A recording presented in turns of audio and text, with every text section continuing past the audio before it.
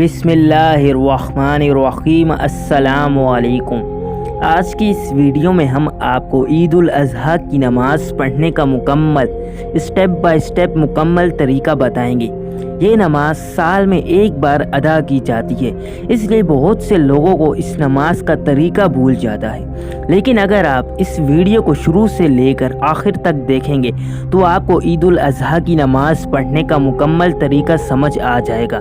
हम आपको ईद उल अज़हा की नमाज़ पढ़ने का तरीका बताएंगे, लेकिन उससे पहले आप हमारी इस वीडियो को लाइक कर दें, और अगर आपने हमारे चैनल को सब्सक्राइब नहीं किया हुआ तो हमारे चैनल को सब्सक्राइब करके आप इस घंटी के बटन को भी ज़रूर दबाएं, ताकि हमारी हर न्यू आने वाली वीडियो का नोटिफिकेशन आप तक पहुंच सके। सबसे पहले आपने ईद उल अज़हा की नमाज की नियत करनी है।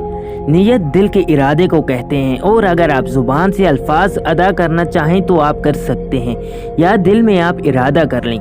ईद उल अज़हा की नमाज की नियत ये है: मैं नियत करता हूँ 2 रकत नमाज ईद उल अज़हा की 6 ज़ायद तकबीरों के साथ वास्ते अल्लाह ताला के, पीछे इस इमाम के, मुँह मेरा खाना काबा शरीफ की तरफ।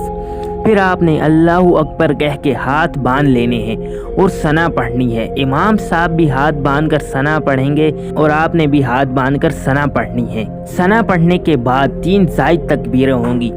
जब इमाम साहब पहली तकबीर यानी अल्लाहु अकबर कहें तो आपको हाथ कानों तक उठाकर छोड़ देने हैं। हाथ बांधने नहीं हैं बल्कि खुले छोड़ देने हैं। फिर इमाम दूसरी तकबीर कहेगा तो आपने फिर से हाथ कानों तक उठाकर छोड़ देने हैं, और जब इमाम तीसरी तकबीर कहेगा तो आपने हाथ कानों तक उठाकर बांध लेने हैं। खुले नहीं छोड़ने, बस आपने सिर्फ 2 तकबीरों में ही हाथ खुले छोड़ने हैं, और तीसरी तकबीर में आपने हाथ बांध लेने हैं। उसके बाद इमाम सूरह फातिहा पढ़ेगा।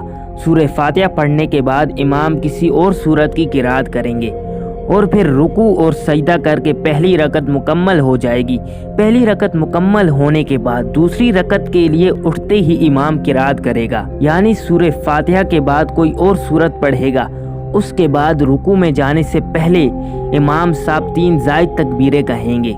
जब इमाम पहली तकबीर कहेगा तो आपने हाथ कानों तक उठाकर छोड़ देने हैं, और जब इमाम दूसरी तकबीर कहेगा तो आपने हाथ कानों तक उठाकर छोड़ देने हैं, और जब इमाम तीसरी तकबीर कहे तो आपने फिर से हाथ कानों तक उठाकर छोड़ देने हैं।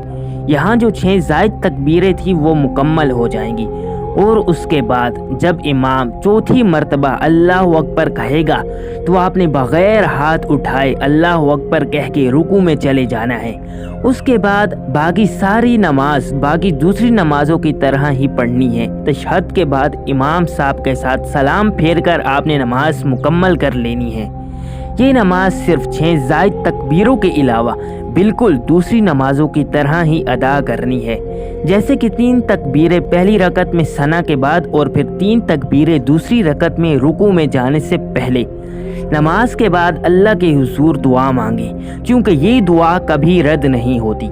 आप इस वीडियो को दूसरों के साथ भी शेयर ज़रूर करें, ताकि दूसरे लोग भी इस वीडियो को देख के जो नमाज में गलतियाँ करते हैं उनको वो ठीक कर पाएँ।